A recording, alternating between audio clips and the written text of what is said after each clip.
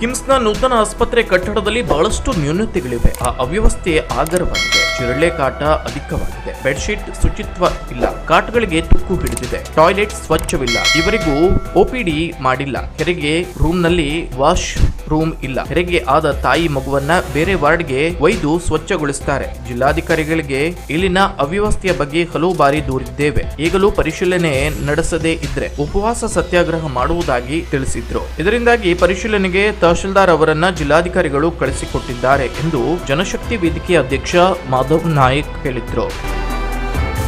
ಶಸ್ತ್ರಚಿಕಿತ್ಸಾ ತೀವ್ರ ನಿಗಾ ಘಟಕದಲ್ಲಿ ನೂತನ ಆಸ್ಪತ್ರೆಯ ಗೋಡೆ ಛಿದ್ರವಾಗಿರುವುದನ್ನು ಕಂಡ ಮಾಧವ್ ನಾಯ್ಕ್ ಅವರು ಬೆರಳಿನಿಂದ ಕೆರೆದಾಗ ಸಿಮೆಂಟ್ ಪುಡಿಯಾಗಿ ಕೈಗೆ ಬಂದಿದ್ದು ಕಳಪೆ ಕಾಮಗಾರಿ ಕಾರಣವೇ ಎನ್ನುವ ಪ್ರಶ್ನೆ ಮೂಡಲು ಕಾರಣವಾಗಿದೆ.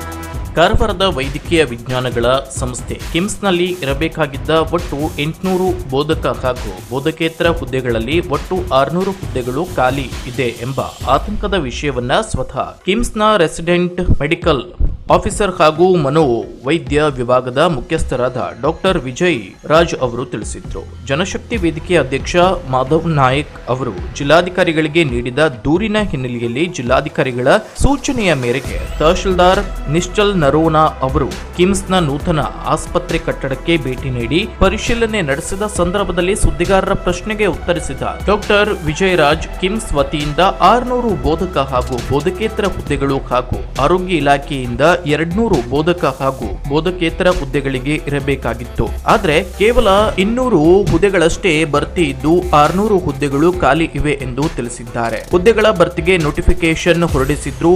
ಕೆಲವೇ ಜನ ಅರ್ಜಿ ಹಾಕ್ತಾ ಇದ್ದಾರೆ. ಸ್ವಲ್ಪ ಜನ ಸೇರ್ಪಡೆ ಆಗ್ತಿದ್ದಾರೆ. ಸೇರ್ಪಡೆ ಅದರಲ್ಲೂ ಕೆಲವರು ಬಿಟ್ಟು ಹೋಗುತ್ತಿದ್ದಾರೆ. ವೈದ್ಯರಿಲ್ಲದೆ ಶುಶ್ರೂಷಾ ಅಧಿಕಾರಿಯು ಬಹಳಷ್ಟು ಜನ ಬಿಟ್ಟು ಹೋಗಿದ್ದಾರೆ. ಈ ಹಿಂದೆ ಕಾರವಾರದ ಕಿಮ್ಸ್ಗೆ 600ಕ್ಕಿಂತ ಅಧಿಕ ಸೂಪರ್ ಸ್ಪೆಷಾಲಿಟಿ ಹುದ್ದೆ ಮಂಜೂರಾಗಿತ್ತು. 3 ಬಂದಿದ್ರು, ನಂತರ ಬಿಟ್ಟು ಹೋದ್ರು.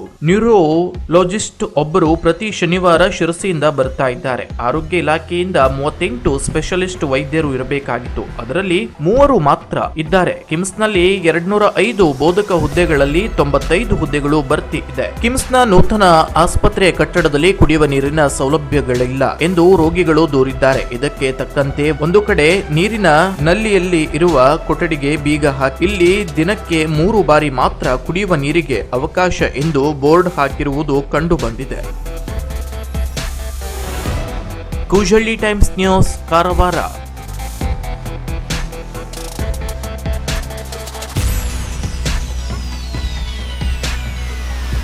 ಕುತೂಹಲಕಾರಿ ಮಾಹಿತಿಗಾಗಿ ಕೂಜಳ್ಳಿ ಟೈಮ್ಸ್ ಚಾನೆಲ್ಗೆ ಸಬ್ಸ್ಕ್ರೈಬ್ ಆಗಿ. ಪಕ್ಕದಲ್ಲಿರುವ ಬೆಲ್ ಐಕಾನ್ ಅನ್ನು ಪ್ರೆಸ್ ಮಾಡಿ.